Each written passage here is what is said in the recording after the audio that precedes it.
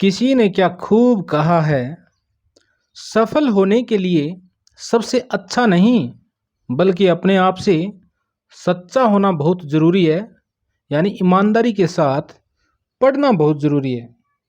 तो नमस्कार दोस्तों, अब हम रीट 2022 से संबंधित राजनीतिक विज्ञान कक्षा 9 एनसीईआरटी की बुक्स में से सुपरफास्ट रिवीजन कक्षा के तहत जो भी एनसीईआरटी के महत्वपूर्ण फैक्ट है उनको देखने वाले हैं। ये एक छोटी सी क्लास है कक्षा 9 की, तो वीडियो को अंत तक पूरा देखना।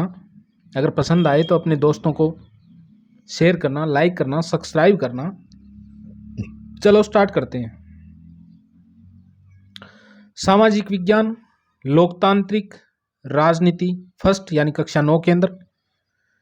अगर इससे पहले की एनसीईआरटी आपने अगर नहीं देखे हैं, राजस्थान अध्ययन से संबंधित वीडियोस नहीं देखे हैं, तो आप प्ले लिस्ट में जाकर देख सकते हैं। लोकतंत्र क्या, लोकतंत्र क्यों? आधार तैयार करने के लिए एनसीईआरटी दी बेस्ट बुक्स है, तो इनको आपको पढ़ना चाहिए। लोकतंत्र क्या, लोकतंत्र क्यों? चलो देखते हैं। डेमोक्रेसी शब्द किस भाषा के शब्द से बना है? तो डेमोक्रेसी शब्द यूनानी भाषा के डेमोक्रेशिया से बना है। तो डेमोक्रेसी शब्द किस भाषा के शब्द से बना है? तो यूनानी भाषा के डेमोक्रेशिया से बना है। डेमोक्रेशिया शब्द में डेवोस का क्या अर्थ है? डेवोस का अर्थ होता है लोग। डेमोक्रेशिया शब्द में डेवोस का क्या अर्थ है? तो लोग। डेमोक्रेशिया शब्द में क्रेशिया का क्या अर्थ है? तो क्रेशिया का अर्थ है शासन।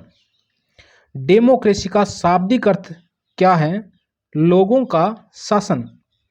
लोकतंत्र शासन, लोकतंत्र शासन का एक ऐसा रूप है जिसमें शासकों का चुनाव कौन करता है? तो लोकतंत्र में जनता करती है। पाकिस्तान के किस राजनीतिक हस्ती ने 1999 में सैनिक तख्ता पलट की अगुवाई की? तो जनरल परवेज मुशर्रफ ने। और अब तख्तों पलट करके वापिस जनरल परवेज मुशर्रफ को भाई आ रहे हैं शाहनवाज पाकिस्तान में। तो ये कड़ी तो यहाँ पे तो चलती रहती हैं।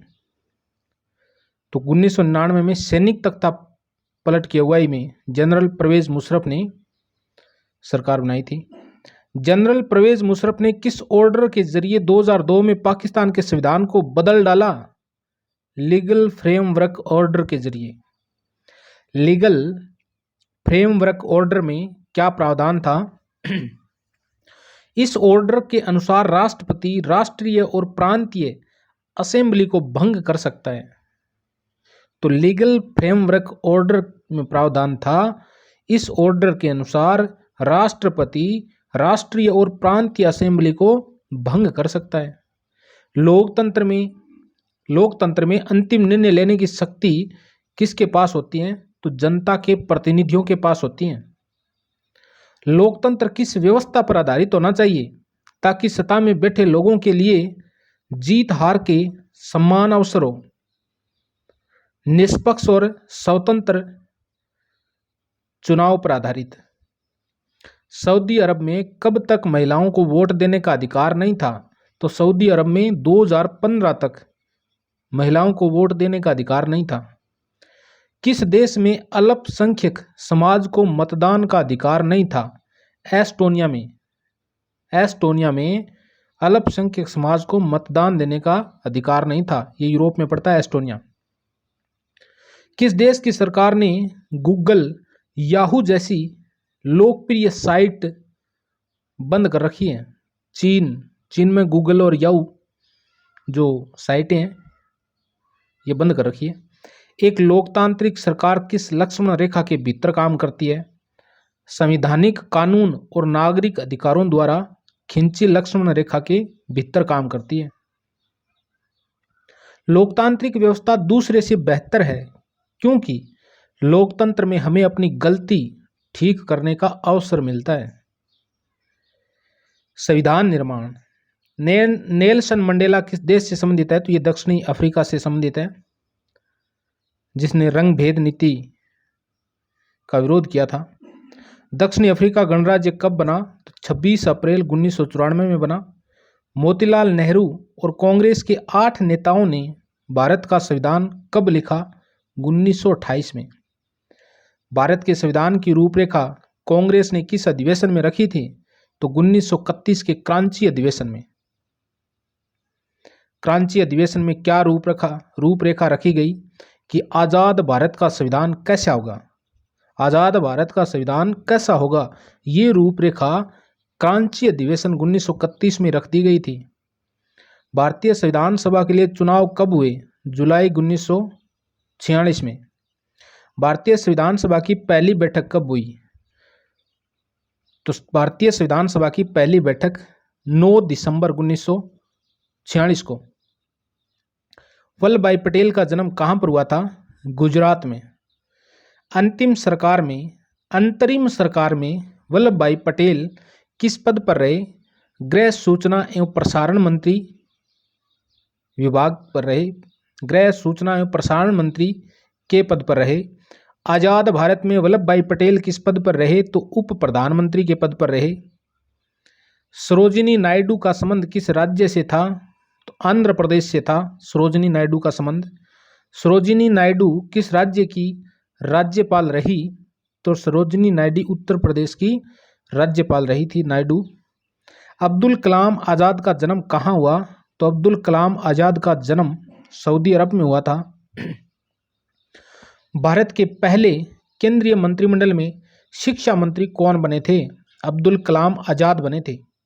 तमिलनाडु का वह कांग्रेस नेता था जो स्वतंत्र भारत में केंद्रीय मंत्रिमंडल में वित्त मंत्री बना था, तो वो था टीटी कृष्णामाचारी।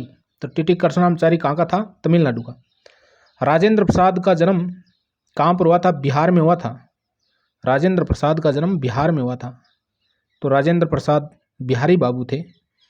संविधान सभा के अध्यक्ष कौन थे? राजेंद्र प्रसाद थे। राजेंद्र प्रसाद ने किस सत्याग्रह में प्रमुख भागीदारी निभाई थी? चंपारण सत्याग्रह में। चंपारण सत्याग्रह में राजकुमार शुक्ला ने गांधी जी को निमंत्रण दिया था, बुलाया था, और गांधी जी के साथ में उसमें कौन थे? राजेंद्र प्रसाद थे। और चंपारण सत्याग्रह हुआ था 1917 में। चंपारण बिहार में। भारत के प्रथम राष्ट्रपति कौन बने थे? तो राजेंद्र प्रसाद बने थे। भारतीय संविधान लिखने वाली सभा में कुल कितने सदस्य थे? तो 299 सदस्य थे। भारतीय संविधान सभा ने संविधान लिखने का कार्य पूर्ण किया 26 नवंबर 1949 को पूर्ण किया था। भारत का संविधान लागू हुआ 26 जनवरी 1950 को। विधानसभा किन का प्रतिनिधित्व कर रही थी? तो विधानसभा भारत के लोगों का प्रतिनिधित्व कर रही थी। संविधान सभा में किसका प्रभुत्व था? भारतीय राष्ट्रीय कांग्रेस के सदस्यों का प्रभुत्व था। संविधान की प्रारूप समिति के प्रमुख कौन थे? तो भीमराव अंबेडकर जी थे। संविधान सभा की कुल कितनी चर्चाएं हुई? तो कुल कितने दिन चर्चाएं हुई? तो 114 दिन। संविधान सभा की 114 दिनों की कुल चर्चाओं का विस्तार से उल्लेख किस पुस्तक में किया गया है? कॉन्स्टिट्यूशन असेंबली डिबेट में। किसमें? कॉन्स्टिट्यूशन असेंबली डिबेट में किया गया है। भारतीय जनसंघ के संस्थापक कौन थे?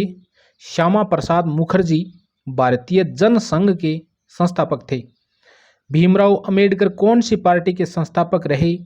रिपब्लिकन पार्टी ऑफ इंडिया के संस्थापक भीमराव अंबेडकर रहे।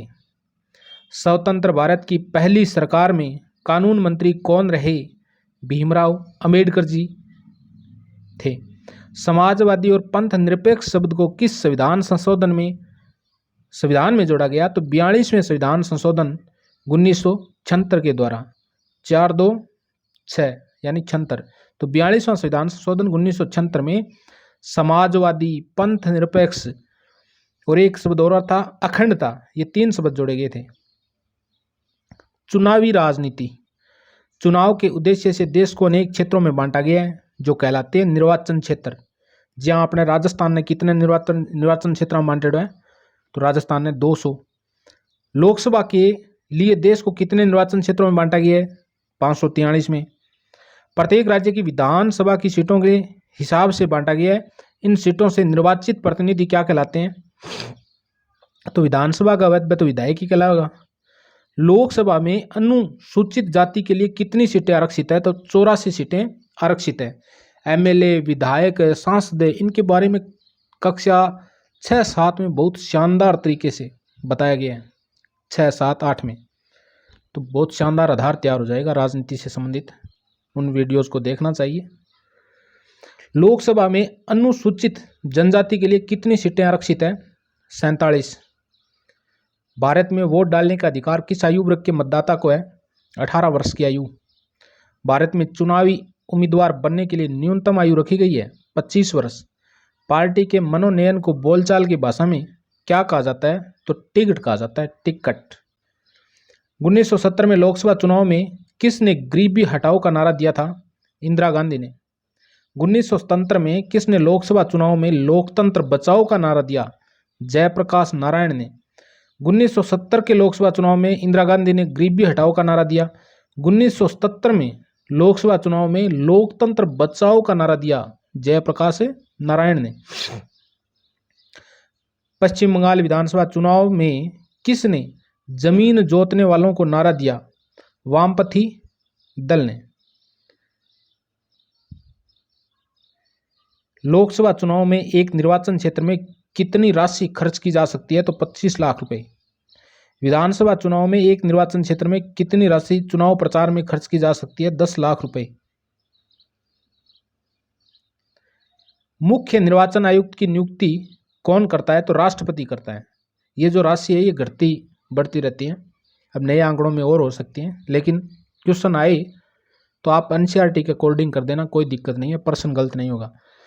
मुख्य निर्वाचन आयुक्त की नियुक्ति कौन करता है? तो ये राष्ट्रपति करता है। मुख्य निर्वाचन आयुक्त किसके प्रति जवाबदेही नहीं रखता? राष्ट्रपति या सरकार के प्रति। चुनाव ड्यूटी में तैनात अधिकारी किसके नियंत्रण में होते हैं? तो ये चुनाव आयोग के नियंत्रण में होते हैं।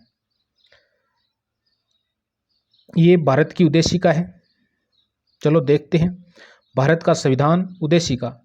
हम भारत के लोग भारत को एक संपूर्ण प्रभुत्व संपन्न समाजवादी पंथ निरपेक्ष लोकतांत्रिक लोकतंत्रात्मक गणराज्य बनाने के लिए तथा उसके समस्त नागरिकों को सामाजिक, आर्थिक और राजनीतिक न्याय, विचार, अभिव्यक्ति, विश्वास, धर्म और उपासना की स्वतंत्रता। तो इसमें देखते हैं हम भारत के लोग भारत को, तो इस उद्देशिका में 2 बार भारत शब्द आया है। कितनी बार आया? 2 बार भारत शब्द आया है, 1 बार लोग शब्द आया है।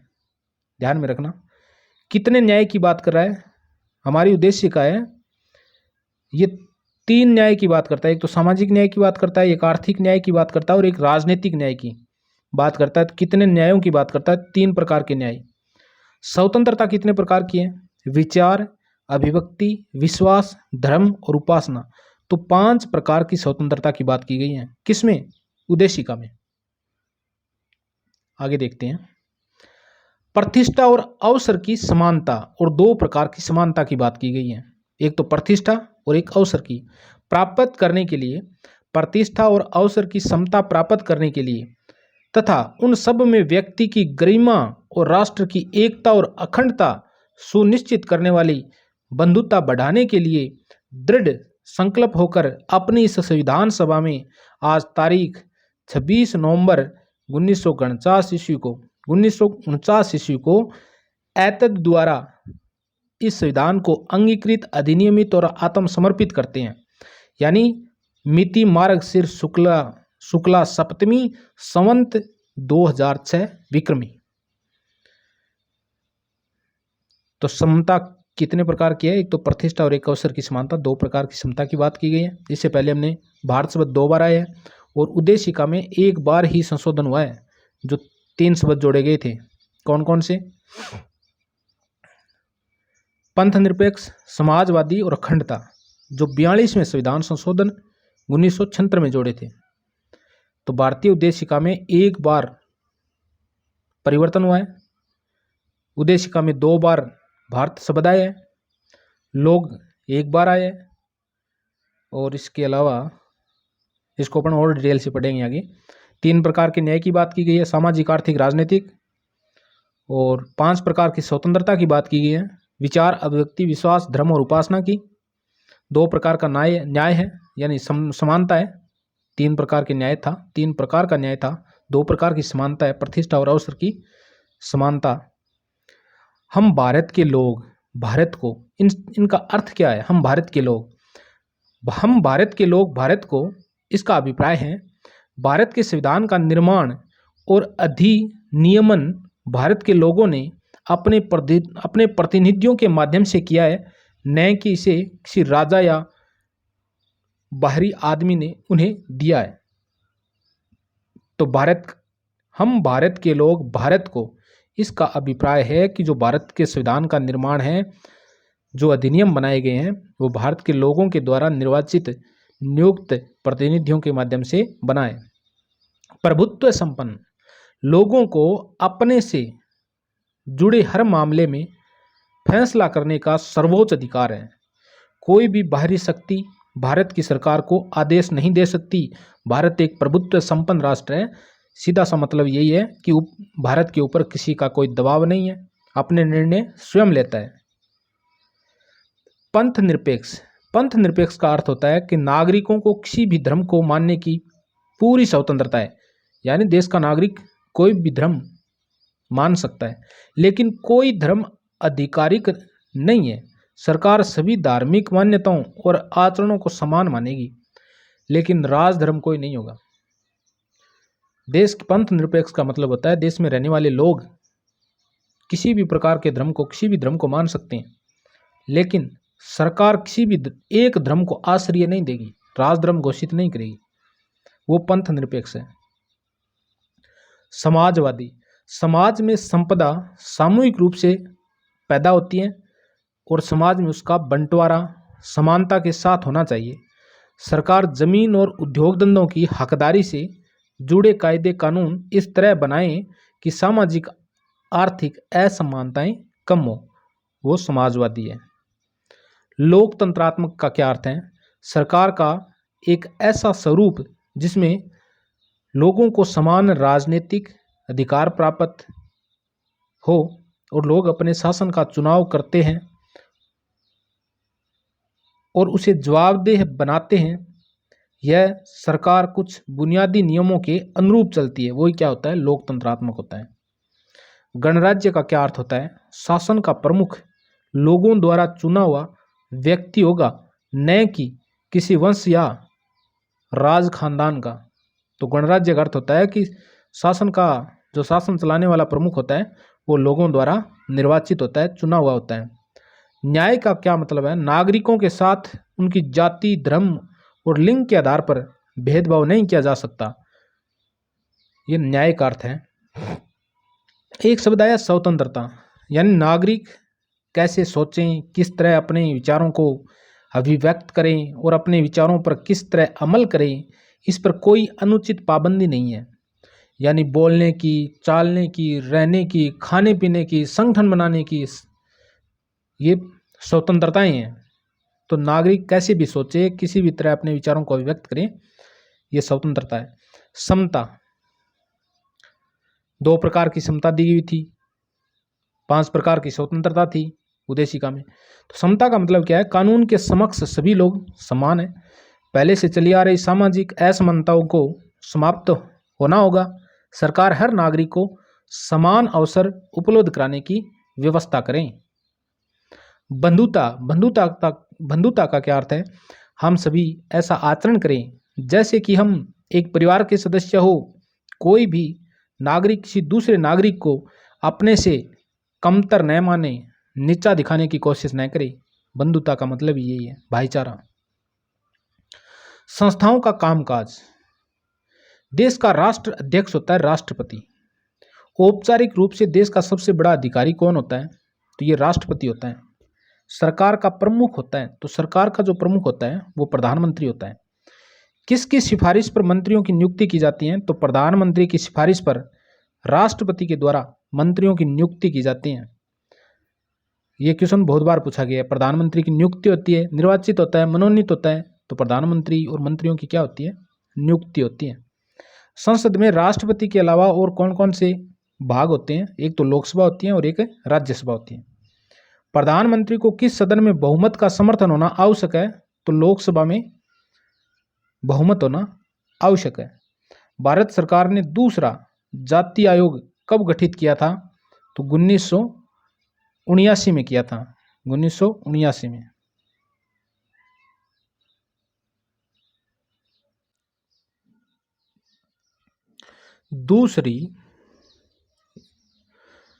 दूसरे जातीय आयोग का अध्यक्ष किसे बनाया गया था, तो बीपी मंडल को।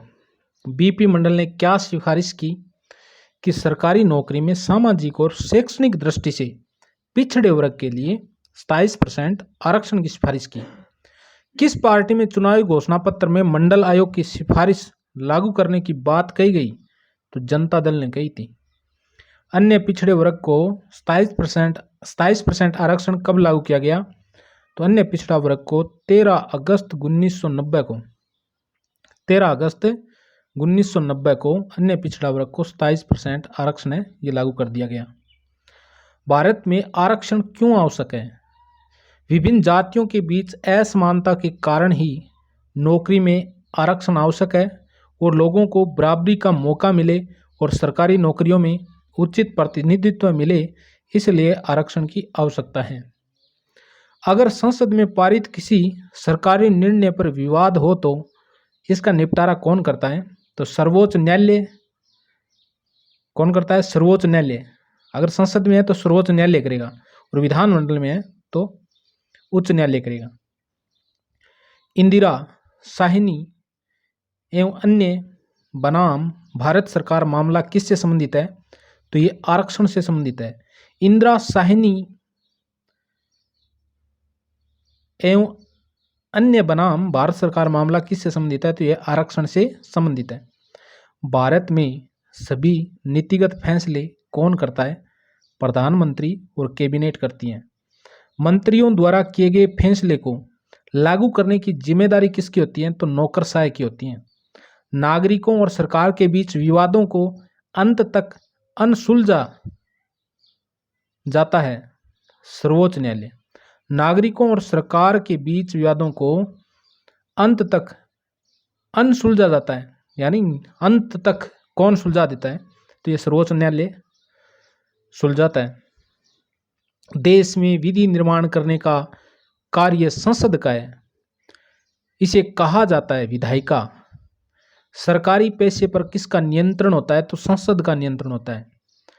संसद के किस सदन के सदस्य सीधे जनता द्वारा चुने जाते हैं, तो लोकसभा के सदस्य। लोकसभा को और किस नाम से जाना जाता है, तो हाउस ऑफ पीपल या निम्न सदन के नाम से जाना जाता है। राज्यसभा के प्रतिनिधियों को चुना जाता है सदन के सदस्यों द्वारा।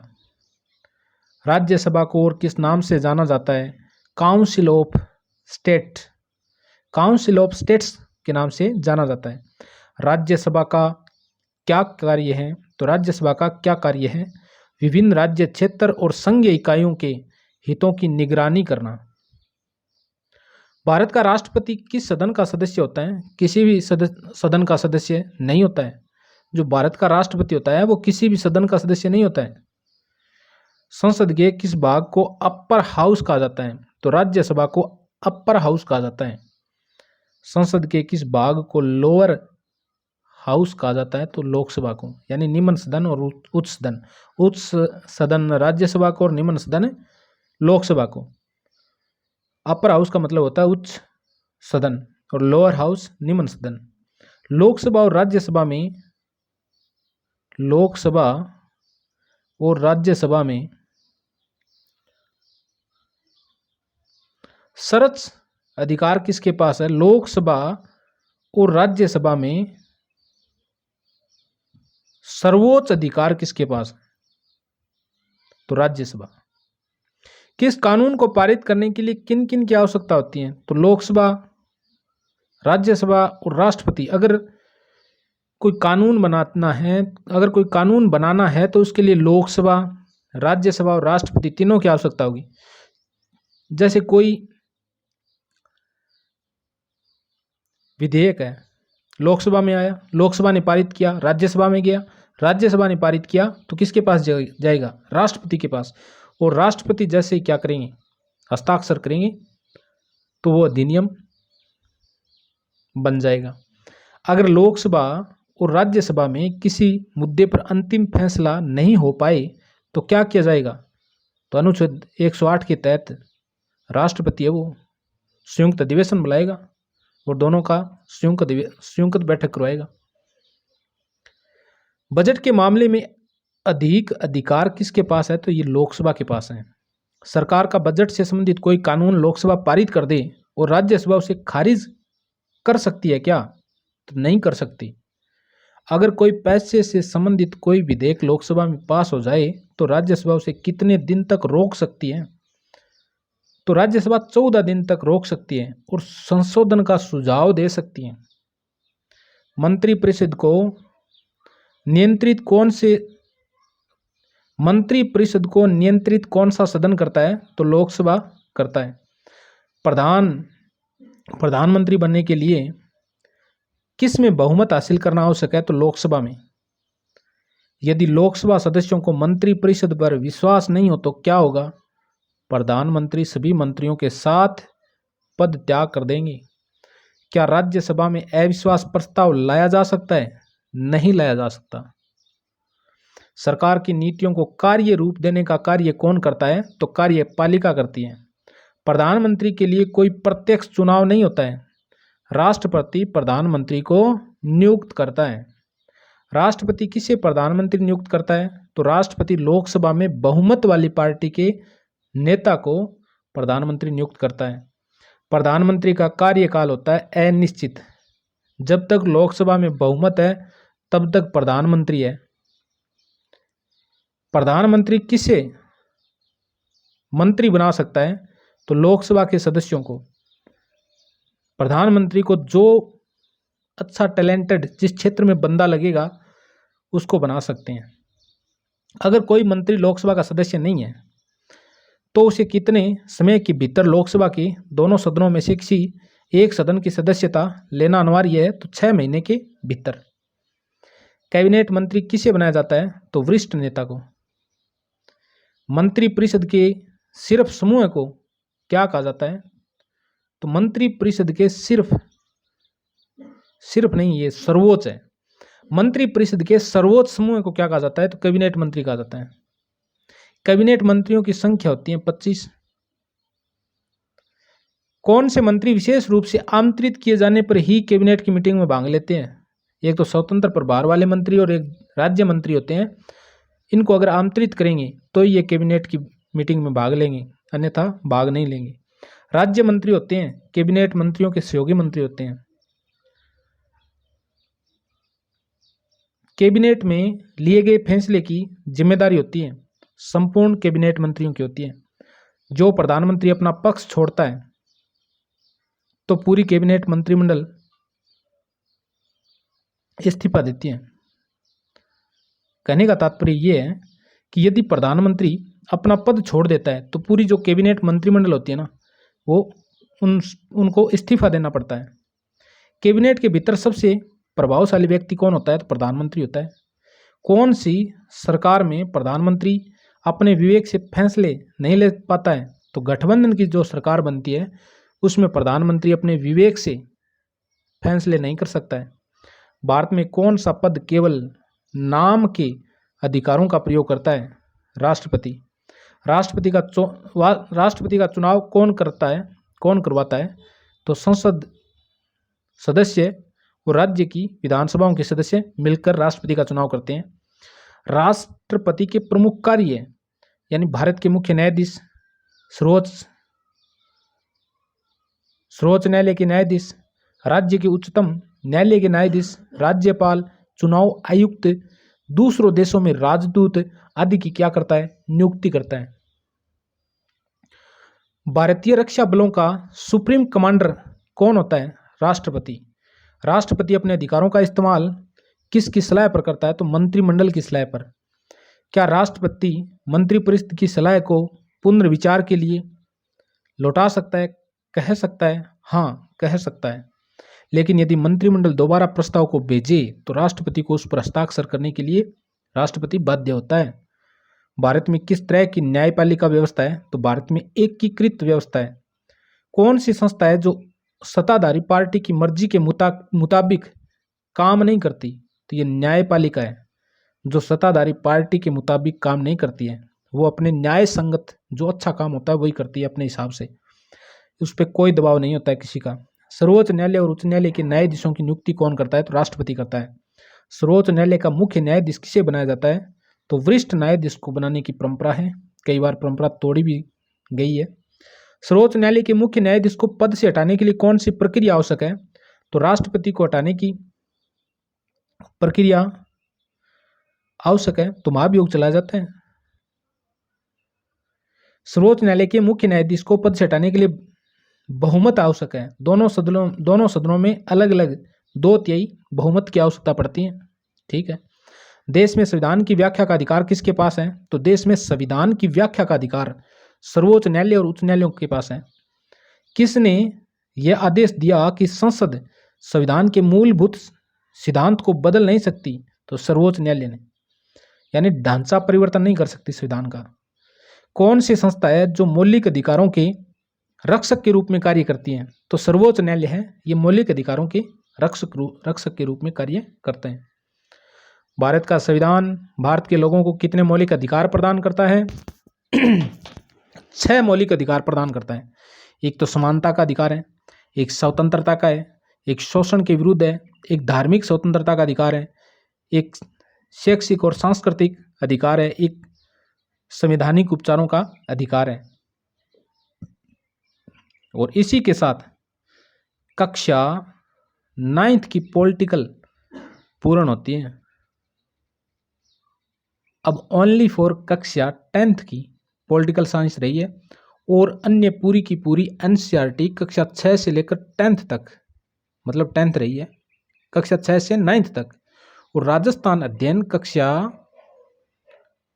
6 से लेकर 10th तक के वीडियो बना दिए हैं।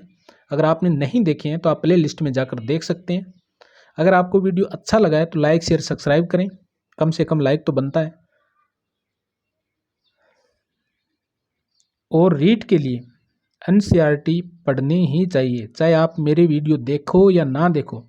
लेकिन मैं अपने वीडियो को देखने के लिए उस दृष्टि से नहीं कह रहा हूँ कि आप देखो तभी काम चलेगा, नहीं, किसी का भी देखो मैटर आप, लेकिन एनसीईआरटी को जरूर पढ़ना।